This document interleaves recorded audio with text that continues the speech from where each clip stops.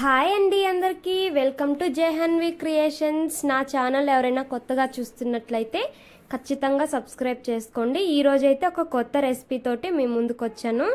అది కూడా ఏంటి అంటే, మనం ఇంట్లో చపాతీలు చేస్తూ ఉంటాం కదా, అలా చపాతీలు చేసినప్పుడు ఖచ్చితంగా ఒక 2 ముద్దలు కానీ 3 ముద్దలు కానీ మిగులుతాయి కదా. 1-2 చపాతీలు ఏం చేస్తాంలే, చపాతీలు చేసే దగ్గర మొత్తం మళ్ళీ పిండి పడుతుంది అని అనుకుంటూ ఉంటారు కదా. ఎక్కువ శాతం అయితే ఇదే ఆలోచన వస్తుంది మైండ్ లోకి.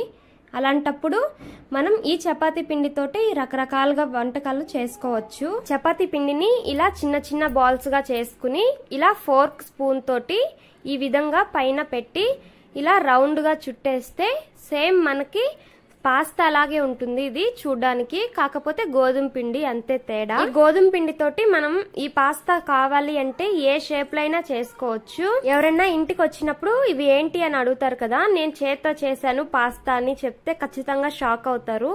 ఇది అలా ఉంది కదా, మరి చూడ్డానికి కూడా అంత యూనిక్ గా ఉన్నాయి, చూడ్డానికి కూడా బాగున్నాయి. పిల్లలైతే ఖచ్చితంగా ఇష్టపడతారు ఈ షేప్స్ కానీ. అది కూడా మనం ఇంట్లో చేసి పెడితే అది కూడా హైజీన్ కదా. ఇవి ఒకదానికొకటి అతుక్కుంటాయేమో అని మీకు డౌట్ రావచ్చు. అస్సలకి అతుక్కోవు ఒకదానికొకటి. మనం వాటర్ చల్లగా ఉన్నప్పుడు వేసినా కూడా అతుక్కోవు. కాకపోతే ఇవి నేను కొంచెం వాటర్ వేడి అయిన తర్వాత ఈ పాస్తా అనేది అందులో వేసి బాయిల్ చేస్తున్నాను. రెడీమేడ్ పాస్తా అయితే ఖచ్చితంగా అతుక్కుంటాయి. అలాంటప్పుడు కొంచెం ఆయిల్ వేస్తాం కదా, కానీ దీనికి కూడా అలవాట్లోనే అలా ఆయిల్ వేసి సాల్ట్ కూడా యాడ్ చేసి ఆ తర్వాత ఈ పాస్తా వేసి ఒక 10 మినిట్స్ బాయిల్ చేయనిస్తే బాగా ఉడుకుతాయి. ఉడికిన తర్వాత ఇలా కట్ చేసుకుని చూసుకుంటే మనకు ఉడికిందా లేదా అని తెలుస్తుంది. టేస్ట్ చెప్పాలి అంటే నార్మల్ పాస్తా మీద ఈ పాస్తానే చాలా బాగుంది. ఎందుకంటే ఇది గోధుమ పిండితోటి చేసింది కదా. మనకి బయట ఎలా దొరుకుతుందో తెలీదు, ఏ పిండితో తయారు చేస్తారో తెలీదు, కానీ ప్యాకెట్ మీద చూస్తే గోధుమ పిండనే ఉంటుంది. మరి అది గోధుమ పిండా లేదంటే ఏంటిదో తెలియదు కదా. అదే మనం ఇలా అప్పుడప్పుడు ఇంట్లో చేసి పెడితే ఖచ్చితంగా పిల్లలైతే తింటారు.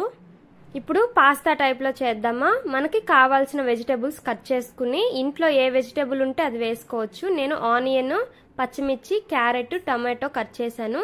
ఆయిల్ వేసిన తర్వాత టమాటో, ఆనియన్, పచ్చిమిర్చి, క్యారెట్ అన్ని ఒకదాని తర్వాత ఒకటి వేసి కొంచెం ఫ్రై అవనిచ్చిన తర్వాత పాస్తాని బాయిల్ చేసిన వాటర్ కూడా యాడ్ చేసి అవి కొంచెం సాఫ్ట్ అయిన తర్వాత అందులో టమాటో కెచప్ అలాగే సోయా సాస్ కూడా వేసుకోవచ్చు. ఉంటే లేకపోయినా పర్లేదు, స్కిప్ చేసేయచ్చు. అవన్నీ కొంచెం దగ్గర పడ్డ తర్వాత బాయిల్ చేసి పెట్టుకున్న ఈ పాస్తాని కూడా యాడ్ చేసి అందులో కొంచెం వాటర్ వేసి బాగా ఉడకనివ్వాలి.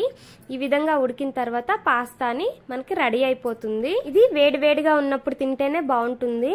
మళ్ళీ చల్లారితే గట్టి పడిపోతుంది, ఎందుకంటే ఆ కన్సిస్టెన్సీ అనేది అలా ఉంటుంది.